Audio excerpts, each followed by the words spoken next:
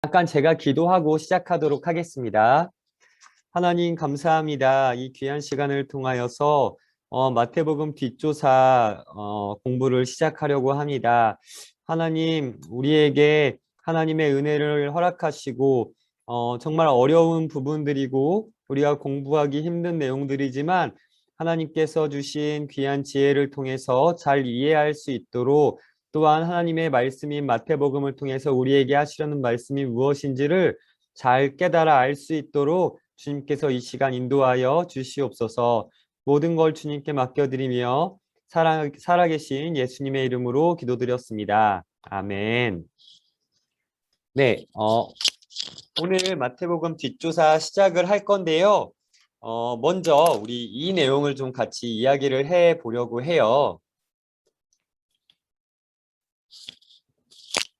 성경은 어떻게 우리가 생각할 수 있을까에 대한 내용을 숫자로 조금 나누어 보았습니다. 먼저 1, 3, 6, 600으로 성경을 나눌 수 있다라고 얘기를 하고 있어요. 어떤 내용이냐면 성경은 몇 년간 쓰여졌을까요?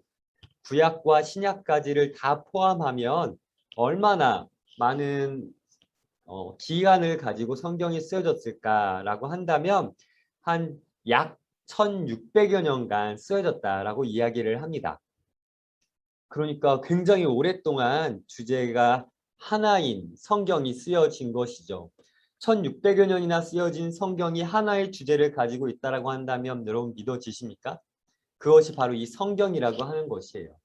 또한 36명 정도의 저자가 성경을 썼다라고 합니다. 또 뭐 몇몇 신학자들은 34명, 35명이 썼다라고도 이야기를 하는데요. 흔히 우리는 이제 36명 정도의 저자가 이 성경을 작성하였다, 기록하였다라고 이야기를 하고 있습니다. 성경은 총 몇 권이죠? 66권입니다. 옆에 써 있듯이 39, 27. 그래서 구약 39권과 신약 27권을 가지고 합하여 66권이 바로 이 성경으로 이제 합하여져서 우리가 이 성경을 보고 있습니다. 구약은 예수님이 오시기 전에 하나님께서 우리에게 해주신 언약을 구약이라고 이야기를 하고, 신약은 예수님께서 오신 이후에 하나님께서 예수님을 통해 새롭게 언약하신 내용들을 모은 것을 신약이다 라고 이야기를 해서 구약과 신약을 합쳐 66권을 함께 합하여 우리가 지금 현재 보고 있는 정경, 성경을 만들었습니다. 자, 여기서 제가 여러분들께 퀴즈를 좀 드리려고 합니다. 한번 맞춰보세요. 첫 번째 문제. 디도서는 구약과 신약 중 어디에 있는 성경일까요? 여러분 아시겠습니까? 아시는 분 채팅 한번 남겨주세요. 맞아요. 네, 네. 윤사모님 빨리 남기셨네요. 네. 질문 의도상 구약 아닙니다. 네, 신약이에요. 신약. 디모데후서, 디도서, 빌레몬서 이렇게 이어지죠. 그런데 우리가 디도서라고 하는 성경 자체는 굉장히 자주 못 보던 성경이기 때문에 구약이 있는지 신약이 있는지 잘 못 보게 되더라고요. 그래서 그냥 생각상 우리가 디도서가 어디에 있는지 그 정도는 생각해 봐야 되지 않을까라는 생각해 보면서 이렇게 했고요. 또 한 가지 퀴즈를 낼 텐데 이번엔 순서에 대한 퀴즈예요. 내가 성경의 순서를 잘 알고 있나? 한번 생각해 보세요. 스바냐와 스가랴 중 순서상 먼저 있는 성경은 무엇일까요? 아시는 분 채팅에 남겨주십시오.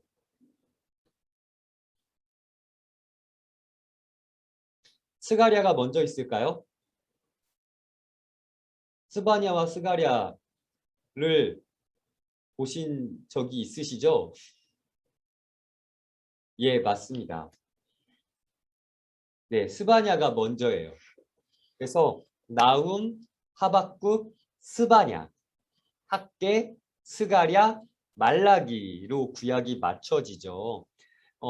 소선지서들은 이제 구약 시대 거의 맨 마지막 기간에 이제 쓰여진 성경들인데 이 선지서들 자체가 조금 우리가 많이 보지 않게 되어지는 성경이라서 성경의 순서를 좀 헷갈리게 되는 부분들이 좀 있는 것 같아요. 요즘 애들도 그렇지만 우리들도 지금 성경의 순서가 사실은 뭐 다 써 있기 때문에 그것을 찾아보면 좋은데 과거에는 우리가 성경 이 순서들을 잘 외웠었죠.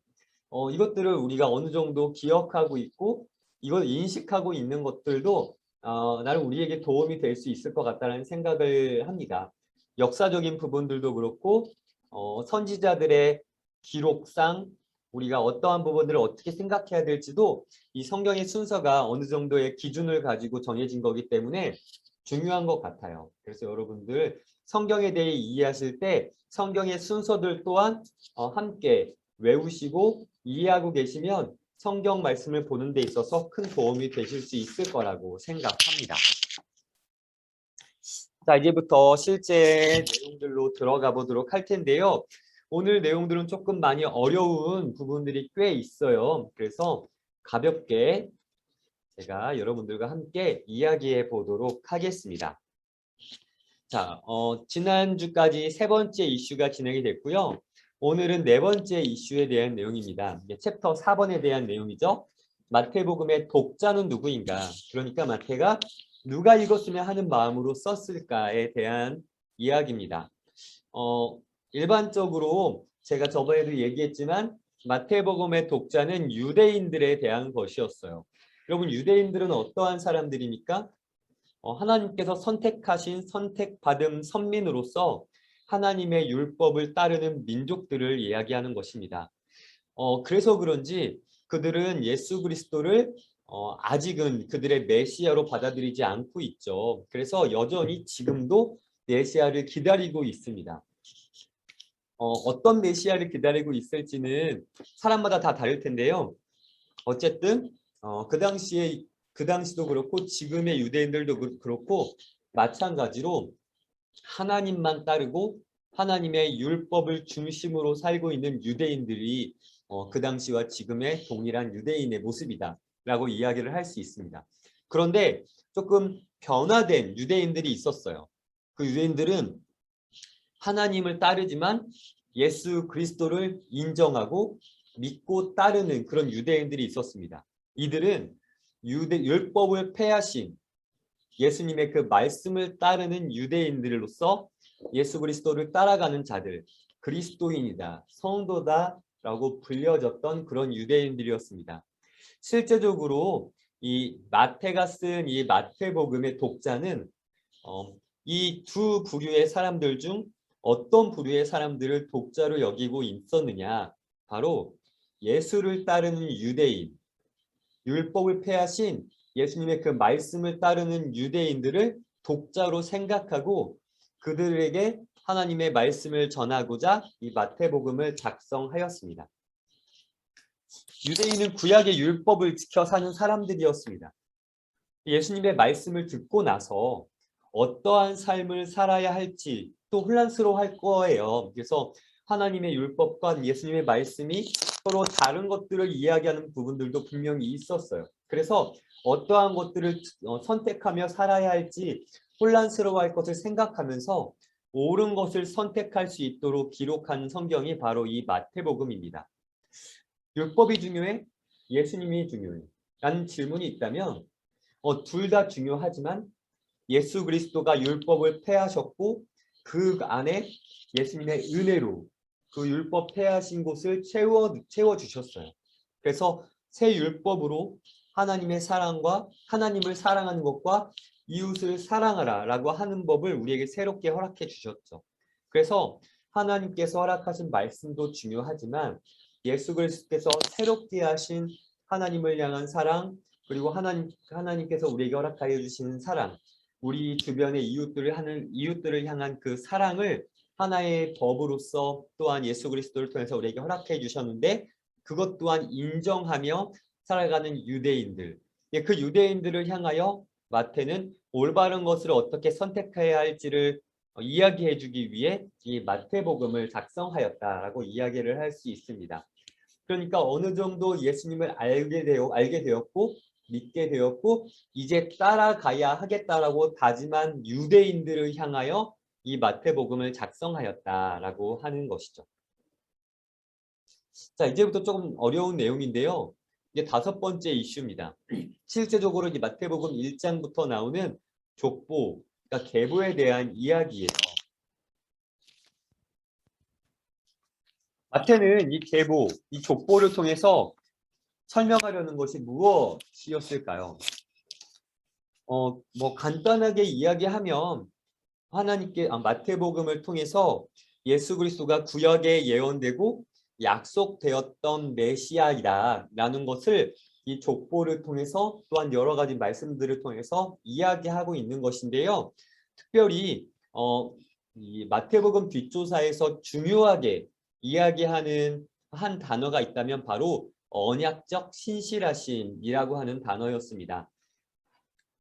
굉장히 어렵게 이제 설명을 하고 있는데 간단하게 설명을 하자면 이제 구약의 언약을 신약을 통해 이루신다는 약속을 이야기하는 거예요.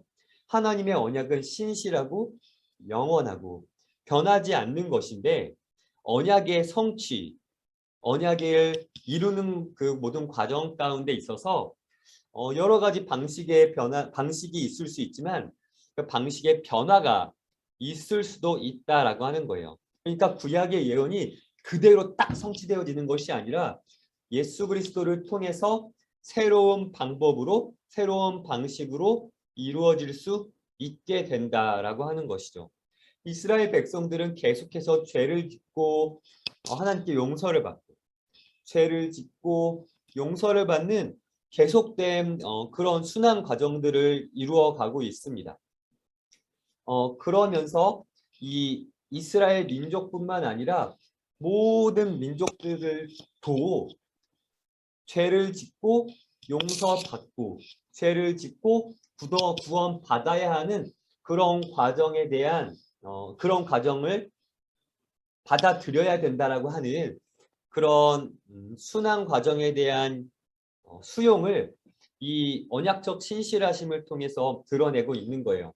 그러니까 더 쉽게 얘기하면 우리가 흔히 잃어버린 양이다라고 구약에선 이야기를 하죠. 하나님을 믿지 않는 많은 사람들을요. 그런데 그 잃어버린 양에 대한 그 범위가 선민 이스라엘 민족뿐만 아니라 이제는 이 세상 모든 사람들에게까지 잃어버린 양이다라고 그 내용을 확장시켰다라고 하는 것입니다. 그래서 단순히 이스라엘 민족만 선민이 아니라 이 세상 모든 사람들이 하나님께 선택받은 선민으로서 죄 용서를 받아야 하고 또 죄를 지음으로 하나님께 회개하며 구원을 받을 수 있는 기회를 받아야 한다라고 하는 것까지를 마태복음을 통해서 이야기하고 있는 것이 바로 이 언약적 신실하심에 대한 이야기다라고 이야기를 할 수 있습니다. 그런데 여기 족보가 왜 나오느냐, 계보가 왜 나오느냐라고 하는 것을 생각해 본다면 좀 생각해 볼게요. 이스라엘 집사님 뭐 해주셨어요. 아브라함부터 다윗까지가 총 14대, 14대의 족보가 나오고요. 다윗부터 바벨론 포로 시대까지 또 14대가 나옵니다. 그리고 바벨론 포로 시대부터 예수님까지 14대의 이 족보가 쭉 나오게 되는데 다 합쳐서 42대 정도가 되죠. 이 총 42대의 모든 족보 안에 이방인들이 들어가 있어요. 그냥 선민 이스라엘의 민족들의 족보만 쭉 나오는 것이 아니라 그 안에 이방인이었던 라합, 다말, 밧세바 등 여러 명의 이방 민족들도 함께 드러나 있습니다. 그리고 그 족보의 마지막에 누가 나타나 있죠? 바로 우리 예수님, 예수 그리스도가 나타나죠. 이 안에는 이스라엘 정통성이 강조되어 있습니다.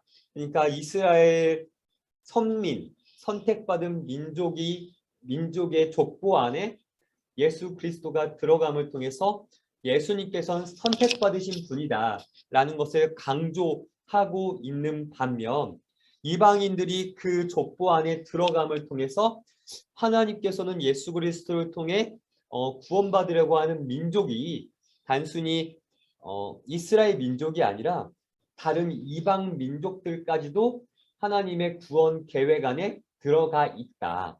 라고 하는 것을 이야기하면서 이스라엘 민족들도 선택받은 민족이지만 죄의 용서를 받아야 하고 회개함을 통하여 구원받아야 하는 백성들이다 라고 하는 것까지도 함께 이야기를 하고 있는 것이 이 족보의 내용이다 라고 이야기를 할 수 있습니다.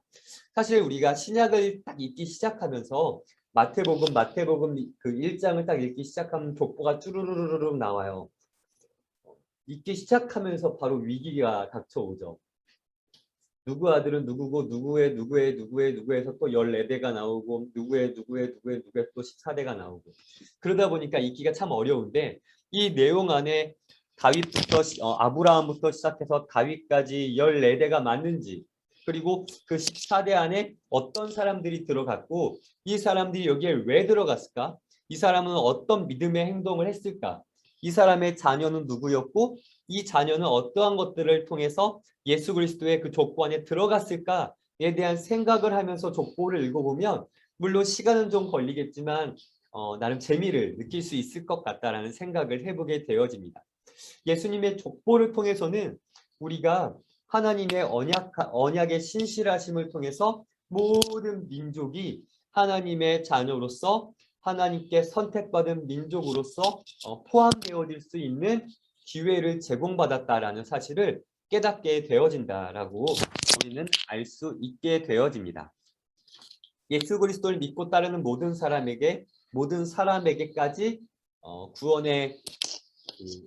구원받은 민족에 대한 확장의 의미가 있다라고 하는 사실을 여러분 기억하시고 공부하시면 책을 성경 말씀을 읽어보시면 좋을 것 같습니다. 두 번째 부분은 약속의 성취에 대한 부분이에요. 6번째 이슈입니다. 사실은 가장 어려운 부분이 바로 이 앞부분, 계보와 족보에 대한 부분이었는데요. 이 부분들과 이 부분들을 이어서 나타나는 이 약속의 성취도 사실은 이 언약적 신실하심을 말씀으로 설명하는 것이다 라고 생각하시면서 생각해 보시면 될 것 같다는 생각합니다. 이 마태복음 뒷조사 책을 쭉 읽어보시면 아시겠지만 생각보다는 만화인데도 굉장히 어렵습니다. 아무래도 성경 공부이고 어떤 측면에서는 성경에 대한 내용들을 우리가 공부하는 것이 아니라 그 개론적인 부분들 그리고 겉에 그 성경 겉을 우리가 좀 훑어보고 있기 때문에 조금 어렵게 느껴지실 수도 있는데요. 그래서 제가 키워드만 가지고 여러분들께 말씀을 드리는 거니까 그냥 그렇게만 받아들여 주시면 좋겠고 또 어렵고 모르시는 분들은 질문해 주시면 좋을 것 같고 또 그렇습니다. 자, 이 약속의 성취에 대한 부분에 있어서는 언약적 신실하심을 말씀으로 설명하는 부분이에요. 쉽게 이야기하면 두 가지 측면을 이야기할 수 있을 것 같습니다. 먼저는 하나님께서 예언하시고 약속하셨던 부분들을 신실하게 직접적으로 성취하셨다라는 거예요. 그러니까 구약의 예언들을 그대로 성취해 가시는 과정들에 대해서 이야기를 하는 것이고요. 그리고 두 번째, 의미적 허용을 통한 성취가 또 있을 수 있습니다. 그러니까 약속의 성취에 대해서 직접적으로 똑같이 성취되어지지는 않지만 구약의 말씀을 하나님의 뜻으로 생각하여 그 뜻을 해석하여 이루어가는 성취를 바로 이 의미적 허용을 통한 성취다라고 이야기를 할 수 있어요. 여기서 말하는 약속의 성취를 이야기하는 것입니다. 그러니까 이스라엘을 향한 회복과 구원의 역사가 구약의 말씀들을 통해서 예언이 되어지고 있는데 그것을 직접적으로 어떻게 이루어가는 것이 아니라 예수 그리스도의 말씀과 그분의 삶과 그분의 행동을 통하여 성취해가고 이루어가는 것을 이야기하는 것이다 라고 이 6번째 이슈에서는 이야기하고 있는 것입니다. 그러니까 이를 통해서 모든 민족에게 예수 그리스도가 필요하고 그를 통해 구원을 얻게 된다는 사실을 생각나게 하는 것이 바로 이 약속의 성취에 대한 내용을 설명하는 것입니다. 언약적 신실하심과 이 약속의 성취를 통해서 이 마태복음에서는 계속해서 예수님의 삶을 드러내고 예수님께서 하셨던 말씀을 구약을 말씀을 인용하며 하심을 얘기함을 통해서 예수님이 약속을 성취하시는 인물이다. 예수님이 구약에 예언되었던 하나님의 말씀을 이루어 가시는 메시아이다라는 것을 계속해서 이야기하고 있는 성경이 바로 이 마태복음이라고 하는 것입니다. 그래서 구약을 인용하는 구절들이 임마누엘, 베들레헴에서 출산하시는 것들, 그리고 애굽 피신 후에 돌아오는 것들, 그리고 헤롯의 남아 살해 사건, 그리고 나사렛 정착에 대한 부분들까지도 이야기를 할 수 있을 거예요. 그러니까 이러한 부분들이 결국은 예수 그리스도의 구원자 되심, 예수 그리스도가 우리에게 어떤 분이신지를 선택하게 만들어주는 좋은 방법으로서 마태복음에서는 이야기하고 있다라고 이야기를 할 수.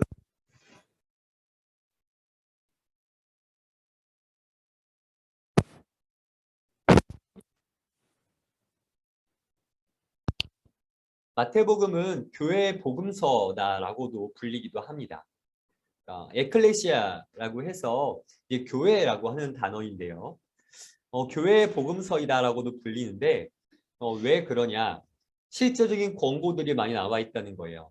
그러니까 이제 유대인들이 예수 그리스도를 알고 배워감을 통해서 은사의 남용, 또 죄 지은 자의 권고에 대한 부분들을 배움을 통해서 우리가 교회에서 어떠한 신앙생활을 해야 할지, 어떠한 생각을 가지고 어떠한 행동을 하면서 살아가야 할지에 대해서 하나하나 가르쳐주고 있기 때문에 초기 교회의 지침서다라고 이야기를 해주고 있는데요. 왜 이런 것들이 필요했느냐라고 하냐면, 그러니까 왜 이러한 내용을 기록하였느냐라고 하냐면, 그 당시 성도들에게 있어서 무의미한 헌신들이 굉장히 많았고, 각인된 신앙생활, 그러니까 가식화되어 있고 형식화되어 있는 신앙생활이 너무나 많이 드러나 있었기 때문에 그것을 바꿔주기 위한 깨달음을 얻게 해주기 위해서 바로 이 마태복음을 작성하였다라고 이야기를 할 수 있죠.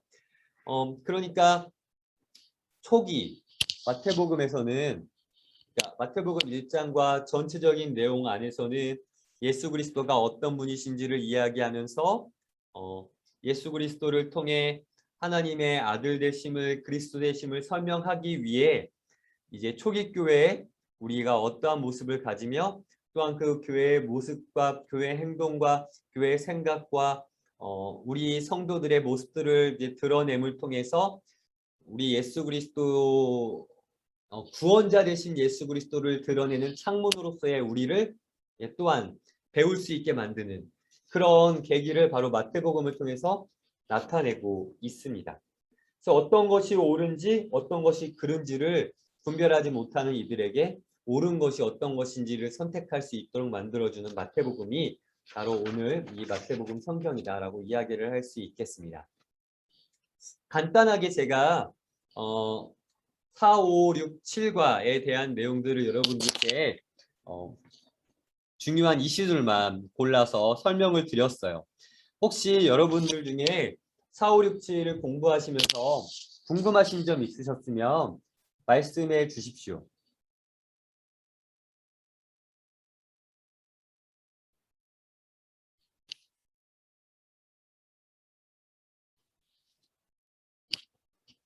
(5초) 드리겠습니다. 채팅으로라도 남겨주시면 됩니다.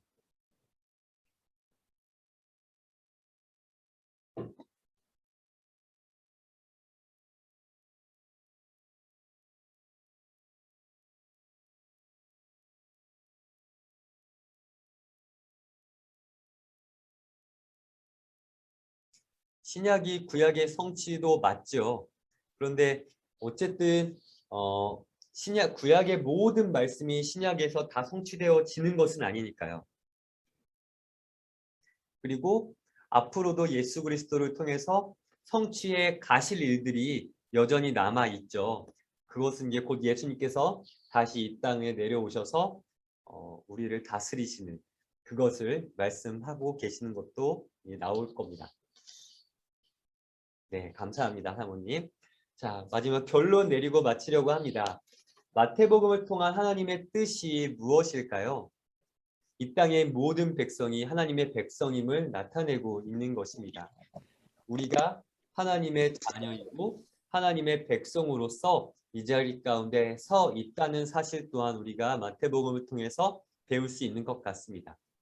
그래서 우리 모두가 하나님의 백성다운 삶을 살아가는 우리 모두가 될 수 있었으면 좋겠다라는 생각 해보게 되어집니다. 자, 여러분 너무너무 수고 많으셨고요. 다음 주에는 추석 기간 동안 조금 읽으시기에 힘드시겠지만 마지막 8과 9과 10과를 함께 읽어와 주시면 좋을 것 같습니다. 마지막 주이니까요. 우리 8과 9과 10과를 또 열심히 공부해서 같이 진행해 볼 수 있도록 하겠습니다. 자, 여러분 수고 많이 하셨고요. 우리 다음 주에 다시 만날 수 있도록 하겠습니다. 여러분 수고 많으셨습니다. 다음 주에 뵙도록 하겠습니다. 감사합니다. 추석 명절 잘 보내세요. 나가셔도 됩니다. 감사합니다. 잘 되네요. 감사합니다. 감사합니다. 벌써 끝났어요? 아니, 네, 벌써 끝났어요.